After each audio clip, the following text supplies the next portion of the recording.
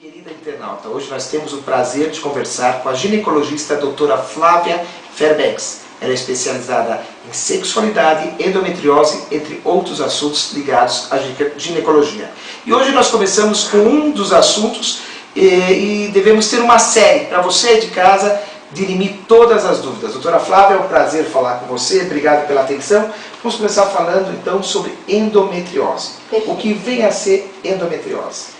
A endometriose é uma doença ginecológica benigna. Isso é importante porque as pacientes que vêm com esse diagnóstico têm muito medo se está se tratando de um câncer. Não é o caso, então é uma doença benigna, associada à idade reprodutiva. Então, normalmente, essas pacientes desenvolvem a doença entre o período da adolescência e da menopausa e que se caracteriza por cólicas menstruais muito fortes e cada vez mais intensas, associado à dificuldade para engravidar, dor na relação sexual, dores na região pélvica, mesmo fora do ciclo menstrual, e também alterações do intestino no período da menstruação, que viriam a ser, por exemplo, sangramento nas fezes na menstruação, dor para evacuar durante o período menstrual e também as mesmas alterações no aparelho urinário.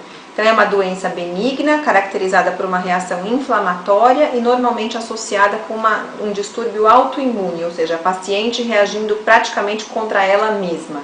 Existe uma causa específica? Tem a questão do fator hereditário também?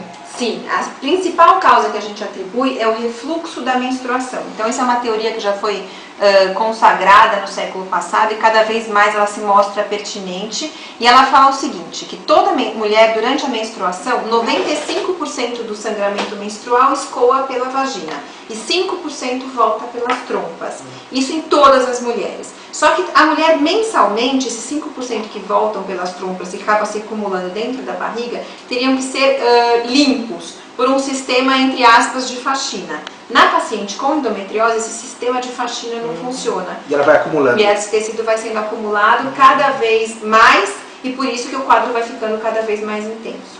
E não dá para se antever esse problema? Então, o aspecto hereditário que você comentou é muito importante. A paciente, existe uma associação de 10 a 15% das mulheres que têm um histórico de endometriose terem outros parentes na família. Então, a paciente que já tem um parente, principalmente parente de primeiro grau com histórico de endometriose, tem um risco maior de ter a doença.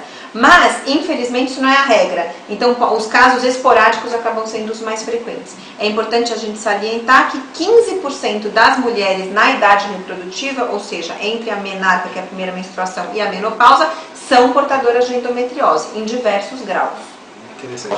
Agora, qual o principal tratamento? Se existe um só ou existem vários tratamentos? Então, os tratamentos eles podem ser divididos em tratamento clínico e cirúrgico. O tratamento clínico ele é feito principalmente baseado num tripé, que é o alívio da dor, melhora da qualidade de vida geral e desejo ou não da paciente engravidar. Então, se a paciente estiver buscando gestação, Sim. lembrando que a endometriose é uma das doenças que mais dificulta para engravidar, Sim. a gente dá um tempo limitado para a paciente tentar engravidar, normalmente até 6 meses, sendo que a gente sabe do diagnóstico prévio. Se ela não conseguir, precisa fazer um tratamento, normalmente de reprodução assistida, inseminação intrauterina, fertilização in vitro, alguma coisa dessa.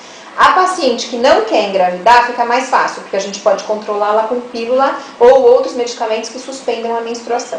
Esses seriam os tratamentos clínicos. O tratamento cirúrgico, que acaba sendo indicado para os casos de maior gravidade, é a videolaparoscopia, onde são removidos todos os tecidos de endometriose que o cirurgião encontrar. Em ambos os tratamentos dá para se engravidar, provavelmente depois. Sim, a gente sempre tenta deixar a paciente no melhor ambiente possível lá na região pélvica, visando que ela consiga a gravidez depois. Então, depois da gestação, depois de ter o filho, esse problema pode voltar a acontecer? Pode, porque ela é uma doença que a gente fala que tem controle, é como se fosse um diabetes. Sim. Então a paciente pode ter períodos de melhora e períodos de piora. É difícil você falar que a paciente ficou curada. Em alguns casos a gente observa, quando a doença era bem leve, depois que a paciente engravida, às vezes ela nunca mais volta a ter sintomas. Sim. Mas o mais frequente é que ela precise fazer sempre um controle da doença. A alimentação influencia em algum aspecto?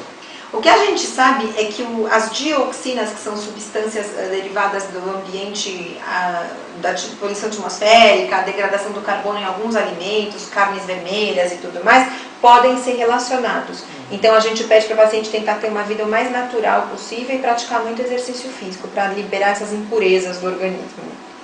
E em qual a idade que se concentra mais? Você disse a faixa etária, mas qual é a faixa etária de maior problema? O foco mais comum é da faixa etária dos 30 aos 40 anos, onde a gente faz mais de metade dos diagnósticos. O paciente já menstrua há bastante tempo, mas raramente ela começou a ter sintoma ali, é que ela só procura o médico naquela ocasião. Porque ela já fala que ela tem cólica há 10 anos, há 15 anos, e sempre cada vez pior e nunca conseguiu tratar, é aí que se faz o diagnóstico. Doutora Flávia Fairbanks, além do incômodo, além das dores, também existe algum risco de vida? Não, os riscos, na verdade, maiores são conforme a localização da lesão da endometriose. Então, se a paciente, por exemplo, tiver uma doença muito avançada no intestino, tem o risco desse intestino obstruir. E aí a paciente vai ter uma complicação por uma obstrução intestinal. Uma consequência. Exatamente, mas não que a doença em si vá levar a algum tipo de dano maior à vida. Não, ela só vai cada vez ficando mais complicada. Só para podermos entender direito, no caso de uma cirurgia, se ela estiver espalhada, a endometriose, mesmo por videolaparoscopia, dá para se alcançar todos esses locais de uma só vez? É uma cirurgia de grande porte? É uma cirurgia de grande porte. Apesar da paciente só ver 3 furinhos na barriga, exato, normalmente lá dentro a gente acaba mexendo bastante no útero, nos ovários, no intestino, às vezes na bexiga. A cirurgia, a parte interna, ela é bastante complicada e tem que ser feita por profissional especializado. Agradecendo essa entrevista, gostaria que você passasse, por gentileza, ao nosso internauta uma mensagem a respeito desse tema. Eu acho que é muito importante que as pacientes entendam que cólica menstrual não é normal. As pacientes podem ter desde que seja muito leve, que não atrapalhe as atividades cotidianas. A partir do momento em que a cólica passa a ser um tormento mensal, ela precisa ser super bem investigada, porque novamente a gente afirma 15% dessas mulheres vão ter endometriose e a doença vai avançando se não for tratada precocemente.